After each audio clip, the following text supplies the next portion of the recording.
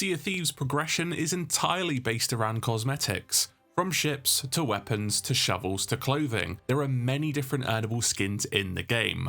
However, Sea of Thieves also has many skins that are time limited or vaulted, but there are still a bunch of awesome cosmetics still available to earn in the game. Starting off with two of the coolest sails in the game, there's the Burning Blade sails and the Ghost Captain sails. These were introduced in the Haunted Shores update, and both are earned for tangling with spectral ghost ships. The Burning Blade sails are awarded for defeating the Burning Blade 10 times. This is the ghost ship version, not the one coming in Season 13. This only appears in the final wave of the ghost ship event marked by the giant tornado.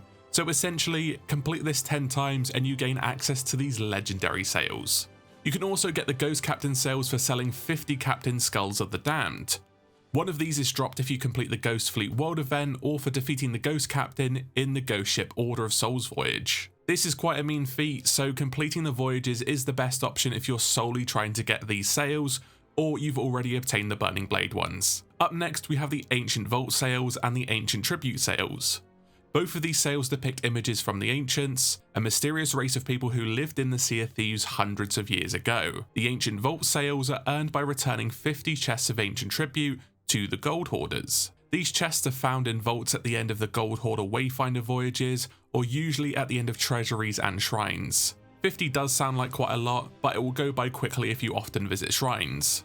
They even spawn on the shorter Wayfinder voyages and are a guaranteed spawn if you solve the vault puzzle. The Ancient Vault sails are more grindy, requiring to open 100 vaults. So complete 100 Wayfinder voyages or steal the keys. You just have to open them, you don't actually have to sell any of the loot or keys to earn progress for this one. Moving on to an even more grindy commendation, but an even cooler set. The Bristling and Silent Barnacle sets are earned for selling 300, yes, 300 barnacled or shipwrecked chests. These are chests that have barnacles on them, but don't include any loot from the Sunken Kingdom. They can be found after sinking emergent skeleton ships or washed up on islands. Unfortunately, you can't get the best colour, the Wailing Barnacle, anymore, but these two recolors are a worthy reward for that stupid grind. Possibly the most grindy and tedious sets to earn are the Silver Blade and Sapphire Blade sets. These are both awarded for participating in testing for the Sea of Thieves Insider program, a program that allows you to test upcoming features for the game. Anyone over 18 can join. The tedious bit is that you can earn a reward for each hour you play, but this is hard capped at 1 hour per week, resetting every single Friday. There are 211 weeks required to earn all the rewards, since you can get a cosmetic every 3 to 5 weeks. I have played the game since launch and have been an insider since then. I am only at week 165. The game's been out for 6 years. Good luck if you want to start now. Enough said. Sticking with requiring a lot of something, let's talk about the Season Pass items that were brought back. Each Season Pass, aside from Season 1, had 2 Pirate Legend cosmetics that were unique items for that pass. If you weren't a Pirate Legend or you simply didn't play Sea of Thieves during that season, you just have to cough up a few thousand doubloons to obtain them and be a Pirate Legend. These range from 1,000 to 3,000 doubloons, and the items are as follows starting from Season 1. The legendary Bound Beard, the legendary Lengthy Hair, and the legendary Updo Hair. Season 2's Athena's Might Cutlass and the Shackled Phantom Hull. Season 3's Sud's Jacket and the Ferryman Figurehead. Season 4's Wander's Spyglass and the Cursed Adventurer Cutlass. Season 5's Grimm's Jacket and Merrick's Tankard. And this cadence can change, so just be wary of that.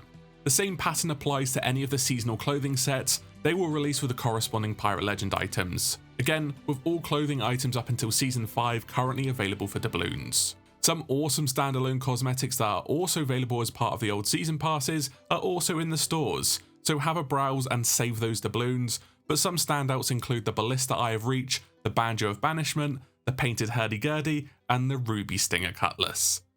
Oh, and that Season 1 curse. That was brought back but was locked behind level 105 for the Guardians of Fortune. So you'll have to play Hourglass for this one, which is probably the hardest grind in the game. Back to some awesome stuff, but this time with less of a grind. You can earn the Ashen Wind sails for selling 25 Ashen Wind skulls. This is particularly easy considering they're the shortest world events and can be dived to as of Season 11.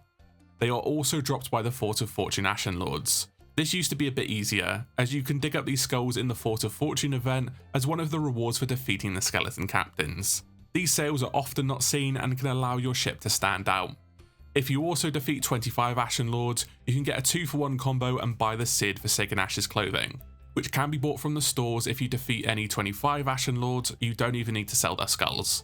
If you're a new player and looking to get yourself a curse, just simply open your wallet and buy the Plunder Pass for not one, but 2 variants of the Stone Curse. If you actually want to earn some nice looking curses without paying, there are 3 reasonably easy curses to earn. The Ashen Curse is probably the easiest and the coolest out of the 3.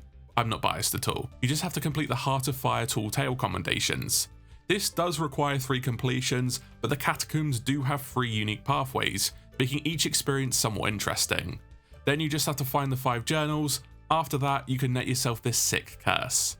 The Order of Souls curse is basically the same, but you have to do the Cursed Rogue 5 times and finish the commendations. This is a bit more tedious, but isn't difficult since you can get it on safer seas. In fact, most curses can be earned in safer seas. Lastly, you have the Curse of Sunken Sorrow.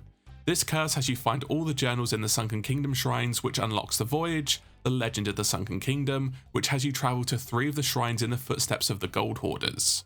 I won't spoil it because it's quite cool from a lore perspective, even if it isn't really relevant now, but finishing it awards you with this curse.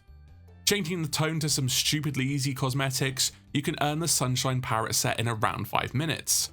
You just have to head over to Crescent Isle, read the journal by Salty, and the Sunshine Parrot set can now be bought in the shops. Yes, this is also the entire set. 2 secret cosmetics can be found around the map as part of the now retired live event, the murder mystery Who Killed the Marco. The first one is the Fallen Sea Dog Lantern. This can be found at Sea Dog's Rest. All you have to do is sail over to the island, head to the east side to find this red shell.